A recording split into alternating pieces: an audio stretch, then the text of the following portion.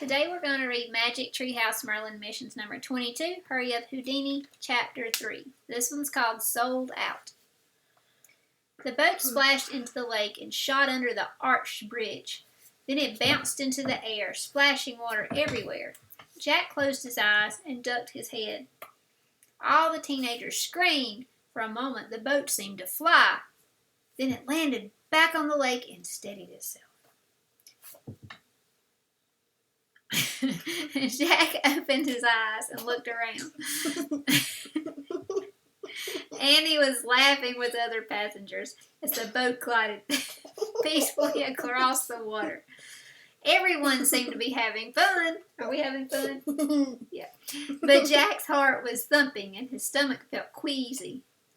What does it mean to feel queasy? Sick. Felt sick on his stomach. The boatman docked the boat and helped everyone onto the landing. The passengers scattered in different directions. Okay, time to go to the theater, said Annie. Wait, I need to sit for a minute, said Jack. I thought you were desperate to get our ticket, said Annie. In a minute, said Jack. He pointed to a terrace that bordered the lake. How about we sit over there? Sure, Annie said. Are you okay? I will be, said Jack. Come on. Jack and Annie climbed a couple of steps to the terrace and sat at the end of a crowded bench. All around them, people in costumes were hawking tickets to different rides. Step this way, ladies and gentlemen. Enter the Dragon's Gorge, greatest roller coaster in the country, shouted a man wearing a dragon head. Over here, the Buzzard's Roost, called a boy in a bird outfit. Greatest train ride on earth. Come to the Babbling Brook, yelled a girl dressed as a mermaid. Greatest water ride in the U.S. of A. U.S. of A, what would that mean? United States of America.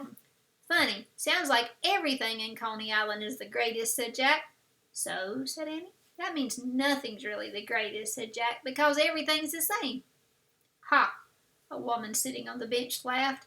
Jack realized they were sitting next to the short couple from the Chutes ride. Their big hats were almost completely hid their faces. Did you hear that, Harry? The woman said to the man. This boy's a genius. Ain't that the truth, Bess? Harry said. Don't say ain't, dear. Say isn't, Bess said kindly. Harry smiled at Jack and Annie. Isn't that the truth, he said. See, my Bess is always looking after me. Jack and Annie smiled politely. Is this your first time in Coney Island, kiddos? Asked Harry. It is, said Annie. Yours too? Oh, no, said Bess. No. We first met here on Coney Island 15 years ago. We got married 3 weeks later. Congratulations, said Annie. It was a long time ago, said Bess, but I'm more crazy about him than ever. And he writes me a love note every day, rain or shine. That's so sweet, said Annie. Are you kiddos having a good time here? Asked Harry. I am, said Annie. Good, said Bess. And she turned to her husband. Time's running out, Dreamboat, she said. We'd better move on. Can we get ice cream cones now? Harry asked. No, you know the routine. Ice cream always comes after the show. Bess said, if we want to take the trip to the moon, we gotta go now. Harry looked at Jack and Annie. She's always wanted to send me to the moon, he said. Jack and Annie laughed. You kiddos want to join us? Harry asked.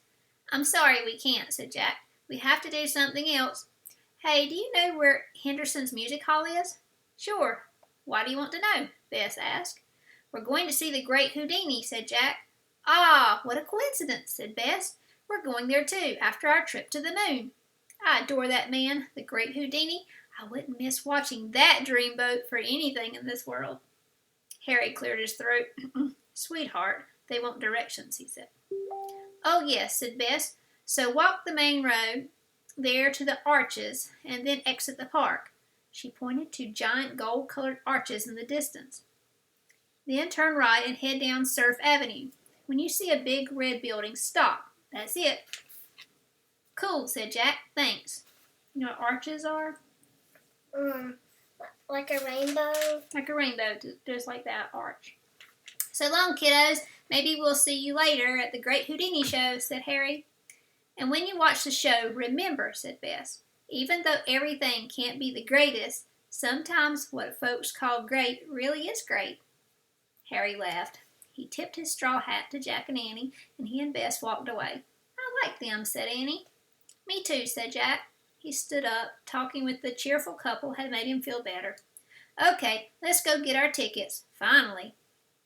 Jack and Annie stepped down from the terrace and walked up the broad avenue towards the arches. At the arches they passed ticket sellers sitting in red chariots. Hurry back to Luna Park, one shouted. We will, don't worry, said Annie. Jack and Annie left Luna Park and stepped onto Surf Avenue. Bess said to go right, said Jack. As Jack and Annie started up the crowded sidewalk, they passed horses and buggies and old-timey cars. The warm summer night was filled with the sounds of hoofs clomping and horns honking. Ooga, ooga. There it is, said Jack. He pointed to a large red building with green trim. A big sign over the awning read, Henderson's. A huge crowd of people had lined up on the sidewalk in front of the theater. Oh, man, look at that line, said Jack. This is why I wanted to be here early. And there's a picture. It shows out in front of the Henderson's Hall. Should they have gone earlier to get tickets? But the water slide ride would have been fun. But, yeah. Jack and Annie ran to the end of the line where some teenagers were joking and pushing each other around. Is this the line to buy tickets? Asked Annie. No, this is for folks who got theirs already, like us, said a tough-looking kid. So scram. Forget it, said Jack. He pulled Annie along. We have to find the box office. At the front of the theater was a chalkboard that read, Magic tonight, 8:15, the Bambini Brothers. 9 o'clock, the Great Houdini. Tickets here. Jack hurried to a window beside the chalkboard. He was surprised there was no line. Excuse me, he said, trying to get the attention of the ticket seller. She was talking to a man inside the office. You're not listening to me, Mrs. Crenshaw, the man shouted. It is the end of the world. I tell you, they'll destroy the theater. Excuse me, Jack said again in a louder voice. We'd like to buy two. They'll start a riot. They'll tear the seats apart, the man shouted. Mercy, mercy, my heart. He clutched his chest and nearly collapsed. You know what it means to collapse? He fell apart, like to fall down. Should we get help? Annie asked. Mrs. Crenshaw looked down at Annie and shook her head. No, dear. Mr. Dewey will be fine, she said. She rolled her eyes. Yes, get help, please, Mr. Dewey croaked, wiping his brow with a handkerchief. Find me a new opening act. A what? Said Annie. The Bambini brothers ran off, said Mr. Dewey. I caught them red-handed, stealing from the box office. That sounds terrible, said Annie. You have no idea, Missy, cried Mr. Dewey. They were the opening act for the Great Houdini. He wiped his sweaty face again. The hooligans in the crowd will go crazy if the curtain's late. I should have gone into the shoe business instead of show business. You know what hooligans are?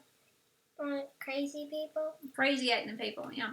Jack felt sorry for the man, but he really didn't care about the Bambini brothers. He just wanted tickets for the Great Houdini.